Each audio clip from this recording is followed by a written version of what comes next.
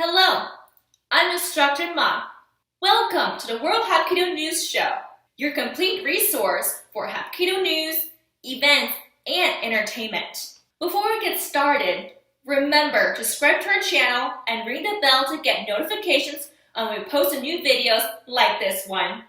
Now on with the show. Well, hello there, World Hapkido News listeners, viewers, fans. Richard Hackworth here, and I just wanted to take a moment to introduce myself a little bit and explain a little bit about the show.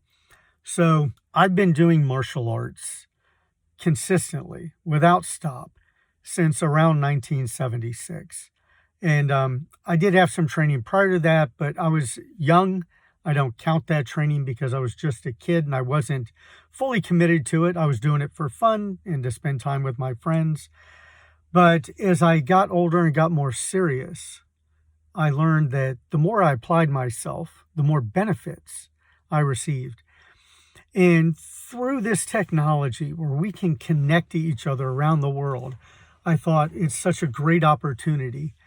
And as I climbed the ranks, unfortunately for me, I climbed the ranks during a period before cell phones were invented.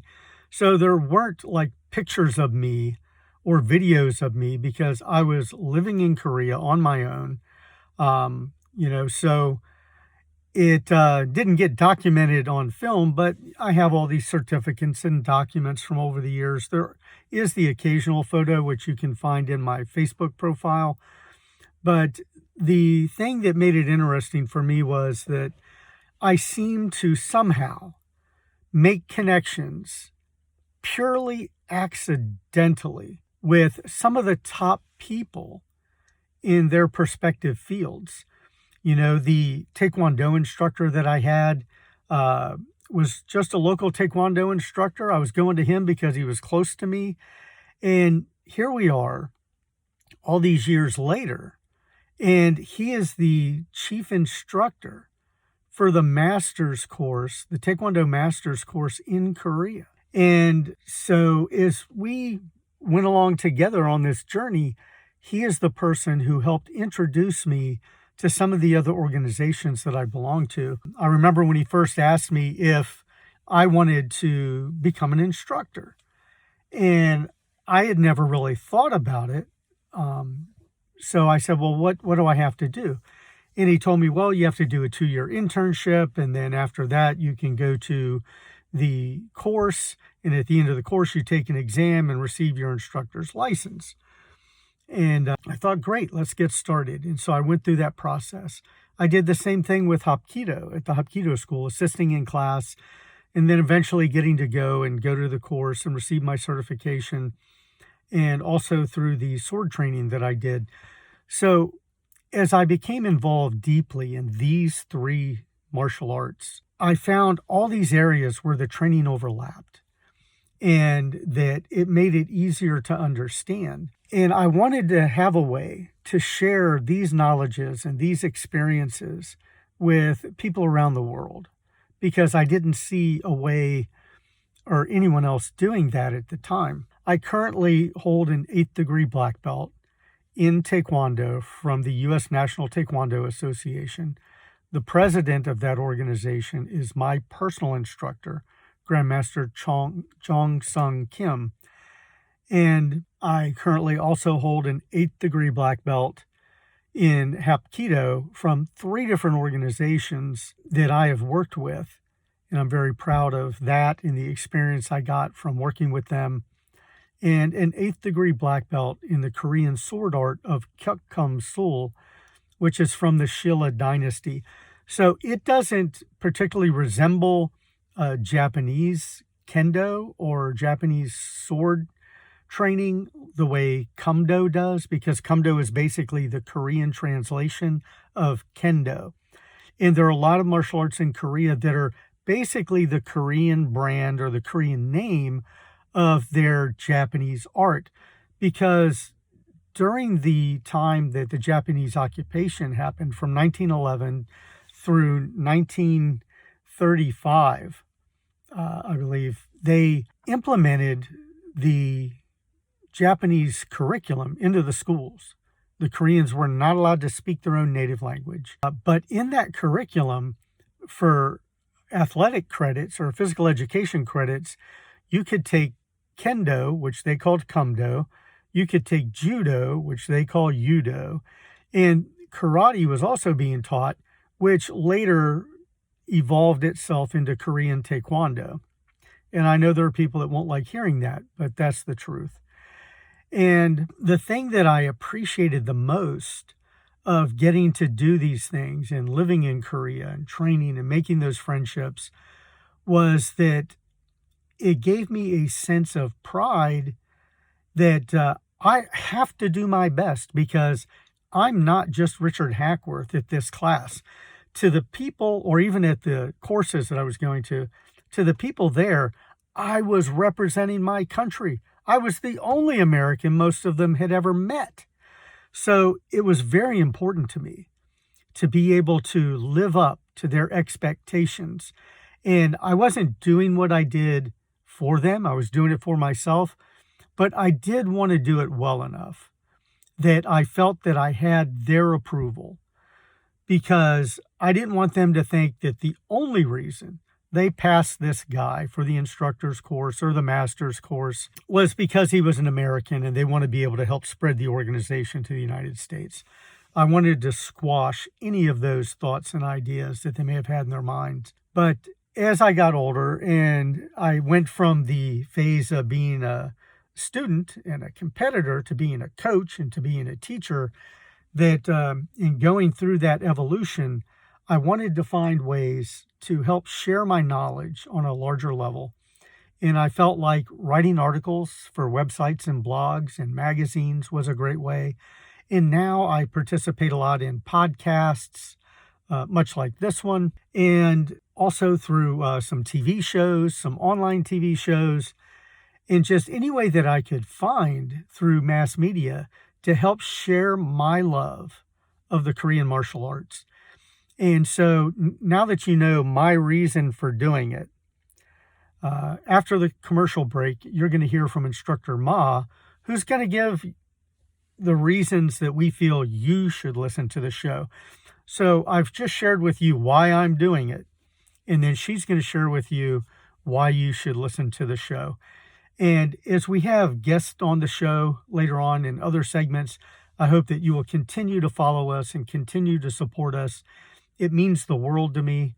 If you can leave a comment, if you can like, comment, and share this video, whether it's on YouTube or Facebook, we really appreciate your kind words and your support and encouragement. Thank you so much for watching. Ladies and gentlemen, boys and girls, children of all ages, it is time for you, yes you, to follow the world's leading martial arts profile at Instagram.com/WMA Media Official, where you can get the most motivational, inspirational, and educational advice from the world's leading martial arts organizations all in one place. Hi, I'm Instructor Ma. Today I am here to tell you the 8 reasons why World Hapkido News should be your go-to resource. For Hapkido practitioners, the journey towards mastery is a lifelong pursuit. Whether you're a seasoned black belt or a student just starting your first class, staying informed about the latest developments, training methods, and philosophies within the art is crucial for continued growth. This is where World Hapkido News show steps in, offering a valuable resource specifically tailored to enrich the lives of Hapkido practitioners around the globe. Number 1, staying connected to the Hapkido community. Hapkido, while practiced worldwide, can sometimes feel like a niche discipline. The World Hapkido News show fosters a sense of community by connecting practitioners across borders and lineages. Regular interviews with renowned Hapkido masters, instructors, and even competition champions provide diverse perspectives and insights you might not otherwise encounter in your local training environment. Learning about different training approaches, competition strategies, and even historical anecdotes broadens your understanding of the art and keeps you engaged with the wider Hapkido world. Number 2, exposure to different teaching styles. One of the beautiful aspects of Hapkido is the variety of teaching styles that have emerged over the years. The show delves into these styles, showcasing the approaches of different lineages and instructors. By listening to these diverse perspectives, you can gain a deeper understanding of the underlying principles that unify Hapkido while appreciating the subtle variations that makes each lineage unique. This exposure allows you to identify techniques or training methods that resonate with you and potentially enhance your own practice. Number 3, continuous learning and skill development. The World Hapkido News Show isn't just about interviews and discussions. Many episodes feature instructional segments where experienced practitioners demonstrate specific techniques or training drills. This is a fantastic opportunity to learn new skills or refine your existing knowledge base. Even for advanced practitioners, these segments can serve as valuable reminders of proper form, key principles, and effective applications. Additionally, the show might cover lesser-known techniques or variations that you haven't encountered before, expanding your technical repertoire. Number 4, finding inspiration and motivation. The martial arts journey can be demanding, with plateaus and moments of self-doubt. The World Hapkido News Show can be a source of inspiration. Hearing the stories of successful practitioners, their struggles and triumphs, can reignite your passion and motive, and also motivate you to persevere on your own training path. The show might also feature inspiring stories of how Hapkido have benefited practitioners in their daily lives, showcasing the art's applicability beyond self-defense. Number 5, staying informed about events and competitions. For those interested in the competitive aspect of Hapkido, the World Hapkido News Show keeps you updated on upcoming tournaments, competition rules, and even the past event highlights. Now, this allows you to plan your training accordingly, potentially setting goals to compete at a future event. Even for practitioners not interested in competition, staying informed about these events provides valuable insights into the evolution of competitive Hapkido and the technical skills being emphasized at the highest levels. Number 6, a platform for open discussion and disclosure. The World Hapkido News Show isn't a one-way street. Many shows feature audience participation segments or question and answer sessions with the guests. Now, this allows you to submit your own questions or engage in discussions about the topics covered. This interactive format fosters a sense of community and allows you to learn not just from the show's host and guests, but also from your fellow practitioners around the world. Number 7, learning from the masters. One of the most valuable aspects of the World Hapkido News Show is the opportunity to learn directly from Hapkido masters. The show regularly features interviews with renowned instructors who have dedicated their lives to the art. These masters have shared their wisdom, insights, and experiences, offering invaluable knowledge that can take your practice to the next level. Their deep understanding of art's history, philosophy, and technical intricacies is a treasure trove of information for any dedicated student. Number 8, finding the right resources and products. The World Hapkido News Show might also feature segments highlighting the relevant resources and products for Hapkido practitioners. This would include instructional DVDs, training equipment recommendations, or even book reviews related to Hapkido or martial arts in general. While the show shouldn't be your sole resource of information for such products, it can be a helpful starting point for finding resources that complement your training and learning style. In conclusion, you can see that in today's fast-paced world, staying connected to your chosen martial arts can be a challenge. The World Hapkido News Show bridges that gap, providing a platform for continuous learning, inspiration, and connection within the Hapkido community. Whether you're a seasoned practitioner or a dedicated beginner, the show offers a wealth of information, diverse perspectives, and a chance to engage with the wider world of Hapkido. So, tune in, listen up, and let the World Hapkido News Show guide you on the journey to mastery. Thank you for watching today's show. Remember to like, comment, and subscribe to our channel. We will be right back after these words from our sponsors. If you practice Taekwondo, Tang Soo Do, Hapkido, Judo, or any other Korean martial art, you will find the top experts in the world in our community at facebook.com/groups/Korean martial arts. We invite you to join today.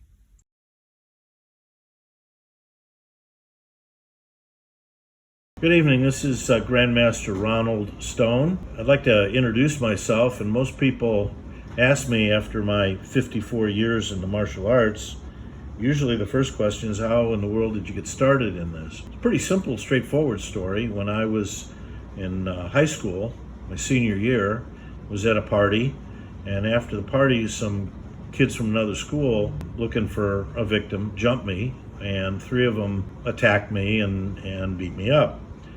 Well, I wasn't that physically injured.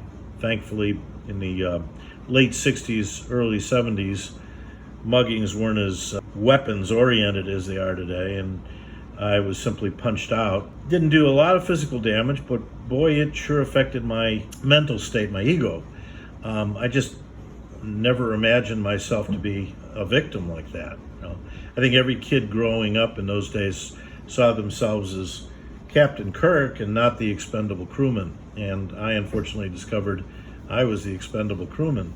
I didn't like the feeling, and I vowed that I would do everything in my power to avoid being a victim again, which left me 2 options. I could run and hide for the rest of my life, or I could get educated on how to protect myself. That led me to a school near my home in the late 60s, early 70s, especially in the part of Illinois where I grew up. Our options in the martial arts were fairly limited. It was usually either judo or karate. And even the Koreans called Taekwondo in those days Korean karate. So I looked through the Yelp pages, found a school that was convenient to my house, and it was taught by both a judo grandmaster and who also was a Taekwondo grandmaster, Korean. His name was Taejin Suk, and I started with him. And in those days, it was quite a learning experience, because it wasn't 5 minutes of warm-ups and then the rest jumping jacks with a little bit of technique at the end. It was a half an hour of warm-ups, a half an hour of practice, and a half an hour of either randori or sparring, and it was a sink or swim kind of thing. When I went to the University of Illinois 6 months later, I joined the judo club there. I always liked the concept, and I started out in judo because I liked the idea that somebody smaller and weaker could toss a bigger guy around, and I loved the idea of throws and locks. So I started out in judo. I ended up, after 4 years, on the University of Illinois' judo team, and participated in one of the first Big Ten tournaments that was held in 1974. I took a bronze, which did pretty well. But I continued along with judo. But in my second year at the university, I met a fellow classmate who turned out to be a black belt in Taekwondo. His name was Larry Lee. His real name was Chung Hoon Lee. And Larry and I became friends, and he insisted that I join his Taekwondo club.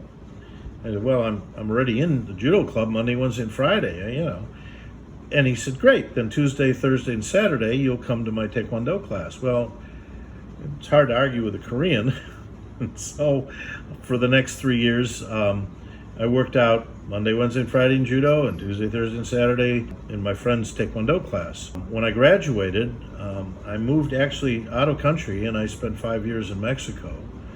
I started out in a Muda Kwan school there for a while, but I got involved very heavily in my profession. I was studying veterinary medicine, and I just celebrated my 45th year as a doctor of veterinary medicine.